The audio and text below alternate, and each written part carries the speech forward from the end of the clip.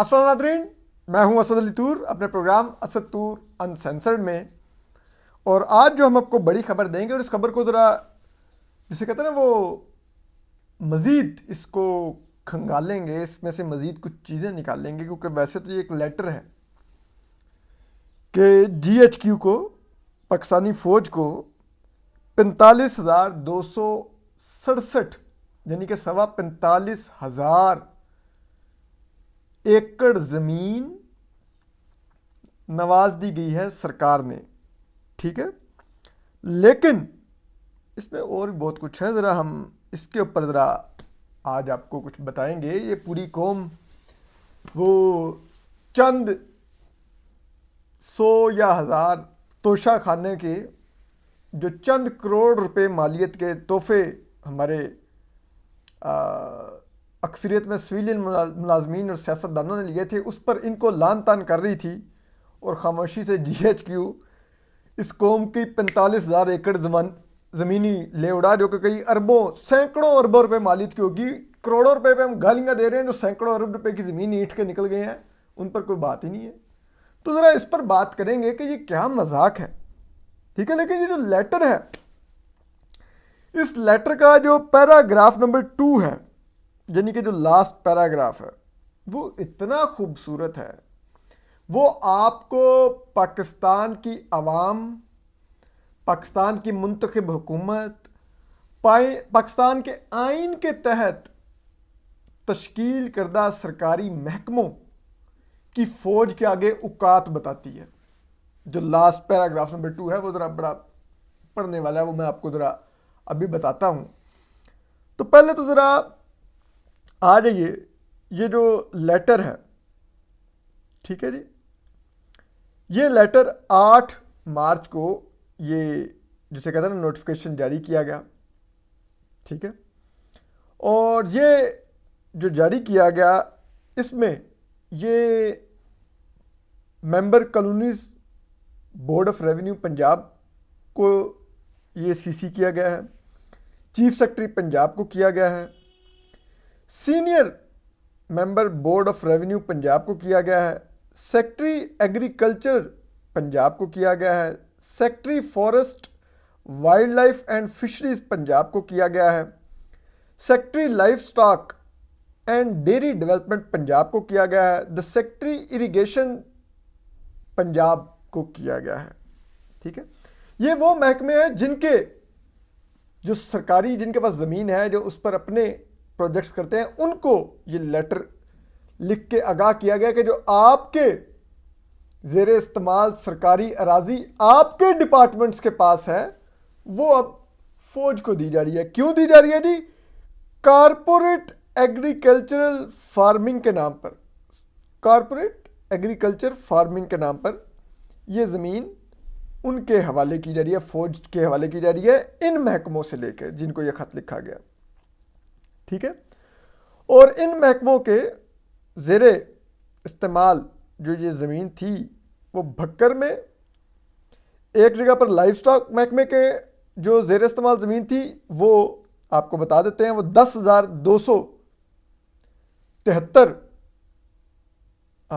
जो एकड़ ज़मीन है वो लेकर दी गई है। भक्कर में ही फिर एक और जगह पर फॉरेस्ट के महकमे के ज़ेरे इस्तेमाल 23,027 एकड़ ज़मीन लेकर दी गई है फौज को। फिर भक्कर में ही लाइफ स्टॉक महकमे के ज़ेरे इस्तेमाल एक और जगह पर 9,424 जो एकड़ ज़मीन है वो फौज को लेकर दी गई है। ठीक है, खुशाब में लाइफ स्टॉक महकमे के ज़ेरे इस्तेमाल की अपनी जो लाइफ स्टॉक महकमे की सरकारी ज़मीन है 981 एकड़ वो फौज को दी गई है। फिर खुशाब में ही एग्रीकल्चर डिपार्टमेंट के ज़ेरे इस्तेमाल 837 एकड़ कनाल ज़मीन फौज को दी गई है। फिर साहिवाल में जो सूबाई हुकूमत की जो एक ज़मीन थी 725 एकड़ वो फौज को दी गई है। तो ये कुल मिला के बनी है जी 45,267 एकड़ ज़मीन जो फौज को दे दी गई है 1 साल के लिए। और जो पैराग्राफ 2 है वो बहुत ही क्लास का है। वो मुझे आपको इस मुल्क की सिविलियन ब्यूरोक्रेसी की, इस मुल्क के सिविलियन महकमों की, इस मुल्क के मुंतखब सियासतदानों की, मुंतखब अवामी नुमाइंदों की, हुक्मरानों की औकात बताता है। इसमें इन महकमों को जिनसे ये ज़मीन लेकर, यानी कि live stock, forest, agriculture, provincial government, ठीक है, इन्हीं महकमों को बताया जा रहा है कि डिपार्टमेंट्स में keep portions as per their requirements, research needs, यानी कि ये महकमे लाइव स्टॉक, फॉरेस्ट, एग्रीकल्चर और प्रोविंशियल गवर्नमेंट जो है, ये चाहे तो ये जो ज़मीन फौज को दे दी गई है, इसमें से थोड़ी सी ज़मीन, कुछ अर्सा पोर्शंस अपने पास रख सकते हैं, सिर्फ इस मकसद के लिए कि उन्होंने अगर कोई रिसर्च प्रोजेक्ट करना है, ठीक है, वैसे नहीं ले सकते वैसे सारे ज़मीन के, लेकिन अगर आपने कोई रिसर्च प्रोजेक्ट करना हो ना, रिसर्च, तो उसके लिए ज़ाहिर बात है थोड़ी सी आपको 1-2 एकड़ काफ़ी होगी, इस पर आपने रिसर्च प्रोजेक्ट करना, तो उसके लिए आप ज़मीन, ये हज़ारों एकड़ में से एक आधी एकड़ आप फौज से मांग सकते हैं कि हमने एक रिसर्च प्रोजेक्ट करना है, ठीक है। However, research proposal on following lines में also be shared for better management, लेकिन हां, आपने ये जो रिसर्च प्रोजेक्ट करना होगा, इसका आपने पहले प्रपोजल बना के शेयर करना होगा, ताकि फिर वो उस रिसर्च प्रपोजल की बुनियाद पर तय किया जा सके कि ये ज़मीन देनी बनती है कि नहीं बनती है और कहाँ पर देनी बनती है। यानी कि जिन महकमों की ज़मीन है, live stock, forest, agriculture, provincial government Punjab की, वो अपनी ही ज़मीन के लिए एक दरख्वास्त लिखेंगे कि जी हमें एक रिसर्च प्रोजेक्ट करना है, तो आप अगर हमें हमारी ही ज़मीन में से थोड़ी सी ज़मीन, 1-आधा एकड़ अगर दे दें, तो हम उस पर एक रिसर्च प्रोजेक्ट कर लेंगे। और उस प्रपोजल के लिए आपने डिटेल्स क्या देनी होंगी, प्रोजेक्ट का नाम क्या है जी जो आप करना चाह रहे हैं। GHQ ने तो अपने प्रोजेक्ट का नाम दे दिया है, कारपोरेट एग्रीकल्चर फार्मिंग, और 45,267 एकड़ ज़मीन ले उड़े हैं। लेकिन आपने अगर उस ज़मीन में से अगर कोई टोटा छोटा मोटा वापस लेना है, तो उसके लिए आप पहले बताएंगे आपके प्रोजेक्ट का नाम क्या है जो आप करने जा रहे हैं, है भी 2% के सिविलियंस, बताओ किस चीज़ का तुमने प्रोजेक्ट करना है। फिर पर्पस ऑफ द प्रोजेक्ट, आप ये बताएंगे कि वो प्रोजेक्ट आप किस मकसद के लिए करना चाह रहे हैं। आपकी ज़मीन है, लेकिन आप अपनी ज़मीन पर एक टोटे पर एक रिसर्च प्रोजेक्ट करने के लिए मकसद क्या है आपका, क्यों भाई, बताएं तो सही ना भाई, आप मुंह उठा के आ गए, क्यों क्यों भाई। फिर तीसरी चीज, लैंड रिक्वायर्ड फॉर ऑब्जेक्टिव, ठीक है, तो फिर तीसरी चीज हम लिखेंगे कि जो हम रिसर्च प्रोजेक्ट कर रहे हैं ना, इसके लिए हमें कितना एक टोटा जमीन का चाहिए, इस 45,267 एकड़ में से जो हमारा ही दिया हुआ आपका, उसमें से हमें इतना एक टोटा वापस चाहिए जिस पर हम ये रिसर्च प्रोजेक्ट कर सकें। फिर D, funded, required and funded by, फिर आप ये भी बताएंगे जिनकी ज़मीन है और वो फौज के पास जा चुकी है, वो ये भी बताएंगे कि ये जो हमने टोटा फौज से वापस थोड़ा सा मांग रहे हैं ना अपनी रिसर्च प्रोजेक्ट के लिए, इसके लिए कितने अखराजात हमारे आ रहे हैं, और वो अखराजात कौन किसके दिए हुए हैं, हुकूमत के दिए हुए हैं, किसी डोनर एजेंसी के दिए हुए हैं, क्या है वो, ठीक है। फिर time required to complete the project, और फिर आप ये भी बताएंगे कि भाई ये जो हम प्रोजेक्ट करने के लिए अपनी ही ज़मीन का एक टोटा वापस मांग रहे हैं, वो कितने अरसे में प्रोजेक्ट करके हम वो ज़मीन का टोटा वापस कर देंगे फिर फौज को। ये है हमारे मुल्क में हमारी औकात, ठीक है। और अब आप देखिए, दिलचस्प बात ये है, ठीक है, कि ये क्यों आखिर इस मुल्क में एक मजाक बना हुआ है। आप देखिए, मैं उस दिन काफ़ी दिन पहले शहबाज राना साहब की एक स्टोरी पढ़ रहा, ठीक है, कि ये जो मुल्क में इस वक्त पैसा नहीं है, ठीक है, एलसीज बंद हो गई हैं, हम बाहर से कुछ खरीद नहीं पा रहे, कर्जे अदा नहीं कर पा रहे, IMF प्रोग्राम रिज्यूम नहीं हो पा रहा, ठीक है। और ऐसे में वफाकी काबीना ने एक वो उस वक्त गौर कर रही थी अभी ऑस्टेरिटी प्लान पे ना, कि एक बचत मनसूबा बनाया जाए जिसमें अपने खर्चे घटाए जाएं। सरकार के, ताकि वो कर सके इस मुश्किल हालात में गुजारा कर सके, हुकूमत पाकिस्तान और मुल्क चला सके। तो उसके लिए उन्होंने मुख्तलिफ प्रपोजल्स जो दिए, उसमें उन्होंने कहा जी जजों के का पेंशन आदि की जाए, जर्नलों की पेंशन आदि की जाए, इनके प्लाट कम किए जाएं, इनका फलान कम किया जाए, और नॉन डेवलपमेंट जो फौज का बजट है ना उसमें 15% कमी कर दी जाए। ये उन्होंने उस वक्त प्रपोजल्स बन रहे थे। और उस वक्त उन्होंने बताया कि जो पाकिस्तान का तरक्याती बजट है ये पूरे मुल्क की तरक्की पे लगता है, जिसमें सड़कें बनती हैं, हस्पताल चलते हैं, स्कूल चलते हैं, वजारतें चलती हैं, थाना कचहरी सब कुछ चलता है। उसमें तो हुकूमत अब तक कोई 70% रोके बैठी है, वो नहीं लगा रही, उसने अपना खर्चा घटा दिया है। लेकिन जब फौज के लिए बजट एलोकेट हुआ था, फौज उसमें से 45% से ज्यादा लगा भी चुकी है, ठीक है, और बाकी 55% वो आने वाले दिनों में लगा देगी। यानी कि उन्होंने अपने जो खर्चे हैं उन पर हाथ नहीं रखा। हम सिविलियंस अपना पेट काट रहे हैं, आपने नहीं काटना, फौज ने, ठीक है जी।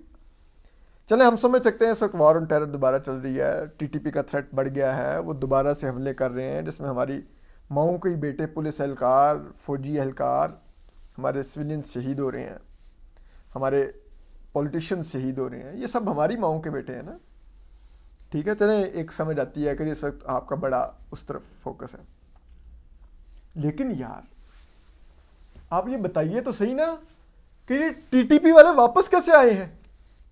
इसका भी तो कोई जिम्मेदार है ना। वो सिक्योरिटी पॉलिसी का खालिक कौन है जिसकी वजह से टीटीपी वाले वापस आ गए और आज हम इन हालात को पहुंच गए? कोई तो हमें बताए। जनरल फैज, जनरल बाजवा क्यों नहीं नाम लेते, क्यों नहीं इनका कोर्ट मार्शल करते? इनकी वजह से वो आके हमारे सरों पर दोबारा बम फाड़ रहे हैं, कोई पूछने वाला नहीं। और अब देखिए कि इस मुल्क में हमारी सियासी अशराफिया, हमारी सिविलियन ब्यूरोक्रेसी, सिविलियन लॉ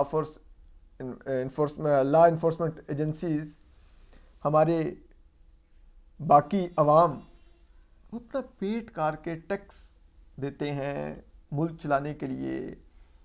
हम देते हैं कि आप मुल्क का दिफा करें। आपने क्या दिफा किया? कश्मीर चला गया, क्या कर लिया हमने? हमारी फौज ने क्या कर लिया? मतलब पुराने वक्तों में भी, हज़ूर सल्लल्लाहु अलैहि वसल्लम के दौर में भी, दुश्मन के इलाके को फतह करने के बाद फौज वहां से तो माले गनीमत लूट सकती थी, ठीक है, लेकिन क्या कभी किसी ने सुना कि जो हमारी इस्लामी फौज होती थी वो अपने मुल्क के अंदर भी कोई जमीनों पर कब्जे करती थी, कोई माले गनीमत लूटती थी?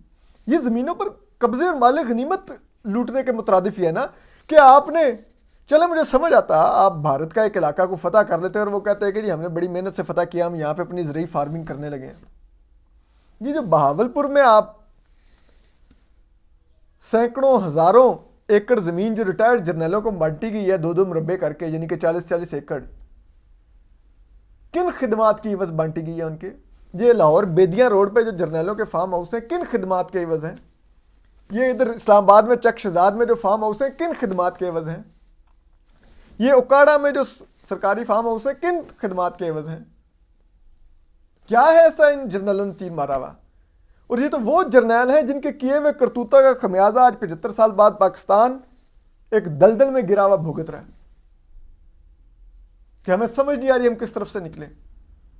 और ये मजे से गोल्फ क्लबों में गोल्फ खेल रहे हैं, जिनको फांसियां लगनी चाहिए वो गोल्फ खेल रहे हैं, और जिनके ऊपर किसी ने कुछ तोशा खाने से कोई 20,000 का गिफ्ट खरीदा हुआ है, तो किसी ने कोई, जिसे कहते हैं, कोई एक गाड़ी ली हुई है, किसी ने कोई घड़ी बेची हुई है, वो अदालतों में केसेस भुगत रहे हैं, सियासतदान वो जेलों में जा रहे हैं सिर्फ एक 40-50 हज़ार 1-1 करोड़ की चीज के पीछे।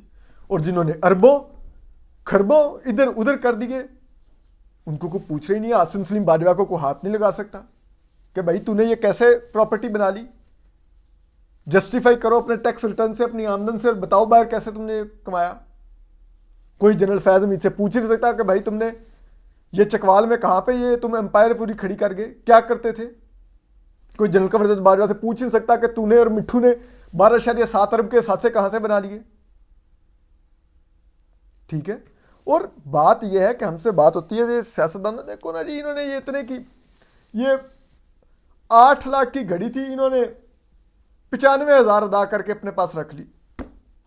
आज तक किसी ने इस मुल्क में कोई हमें यह हिसाब देगा कि ये जो बहावलपुर, उकाड़ा, बेदिया रोड लाहौर, चक शहजाद और ये जो इन जगहों पर जो जर्नैलों को रकबे दिए गए हैं ज़रई, वो उन्होंने कितने पैसे अदा करके लिए हैं, उन रकबों की असल माली मालियत क्या है और उसकी रकम क्या अदा की गई है, कोई हमें ये हिसाब लेके दे। ये जो इनको कमर्शियल प्लाट मिले हैं, ये जो इनको रिहायशी प्लाट मिले हैं, रिहायशी बंगले मिले हैं, उनकी असल मालियत बताई जाए महकमा रेवेन्यू से कि वो असल मालियत कितने की है, और इन्होंने अपनी तनख्वाह से सो कॉल्ड कितनी कटौती करवा के वो बंगला, वो प्लाट, वो प्लाजा लिया है, हमें वो ज़रूरी रकबा लिया है, कोई उसका हिसाब किताब करके दे। यकीन करें लोग भूल जाए भाई सियासतदानों ने तो कुछ भी नहीं किया, इन्होंने तो कचरा खाया है ये लेके इन तोशा खानों से। असल तो खरबों की जायदादें तो ये उड़ा गए हैं, असल तो सरकारी खजाने पर इस अवाम के ऊपर बोझ तो ये जर्नैल हैं जो मोटी मोटी तोंदे लेके आज गोल्फ क्लबों में गोल्फ खेल रहे हैं, कोई इनको पूछने वाले नहीं है। एक अजीब मजाक है इस मुल्क के अंदर। और आप देखिए अभी हम सब 41% से ज़्यादा महंगाई की शरह को भुगत रहे हैं। रोज़ जाते हैं चीज़ 10-15 रुपये ऊपर गई होती है। पेट्रोल 272 रुपये लीटर ले रहे हैं, डीजल 293 रुपये लीटर ले रहे हैं, डॉलर 300 रुपये का भी नहीं मिल रहा ओपन मार्केट में। ठीक है, क्या हम कर रहे हैं, इतने बुरे हमारे हालात हैं। बिजली की कीमत अब देखें कहाँ पे गई हुई है, गैस की कीमत कहाँ पर है, बिल अपने देखें आप, मिनिमम भी आए तो सर्दियों में भी 18-20 हज़ार से नीचे बिल नहीं आ रहा था बिजली का। गैस के बिल देखें कहाँ पे चले गए हैं। अब जाइए आज आटा, ये मुल्क जो आटा पैदा करता था, गंदम उगाता था, आज आपको 150 रुपये किलो आटा मिलता है। और इतने मुश्किल हमारे हालात हैं। IMF प्रोग्राम रिवाइज नहीं कर रहा, हम अजीब खाई में गिरे हुए हैं। कोई पता नहीं कल डिफ़ॉल्ट कर दें, परसों डिफ़ॉल्ट कर दे ये मुल्क। और ऐसे में मुल्क के साथ जो मर्जी हो रही है, फौज को पता है कि हमें 45,000 एकड़ ज़मीन चाहिए, और ये वो हुकूमत दे रही है जिनके पल्ले ही कुछ नहीं है। वो तो कह रहे हैं यार जो मांग रहे हैं इनको दो, जो मांग रहे हैं दो, जो मांग रहे हैं दो। शहबाज शरीफ साहब का फार्मूला ये, वो कहते हैं यार जो मांगते हैं दो, ताकि उनको लगे कि हम इमरान खान से ज़्यादा आपकी खिदमत कर सकते हैं। आपने वैसे ही उस प्रोजेक्ट को किया था, अब देखिए उस प्रोजेक्ट से आपको कितना नुकसान हो रहा है, वो आपको गालियाँ दे रहा है, सब कुछ कर रहा है, हमें ही तब भी रखते तो देखिए हम मिलजुल के चल सकते थे। क्योंकि उनको पता था कि 45,000 एकड़ ज़मीन के ऊपर वो क्वेश्चन उठाएंगे तो वो जीएंगे अच्छा ये भी हमारे मनसूबों में रुकावट बन सकता है, फिर लाएं वापस इमरान खान को। ये हालात है यहाँ पर। क्या होगा इस मुल्क में आप बताइए, क्या इस मुल्क ने तरक्की करनी है, क्या इस मुल्क ने आगे जाना है।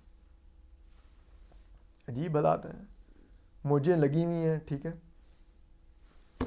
फिर बात वही है, सारे सारे रकबे तुम्हारे लिए ही हैं, लो यार मौज करो, हमारा क्या है। ख्याल रखिए, अल्लाह हाफिज़।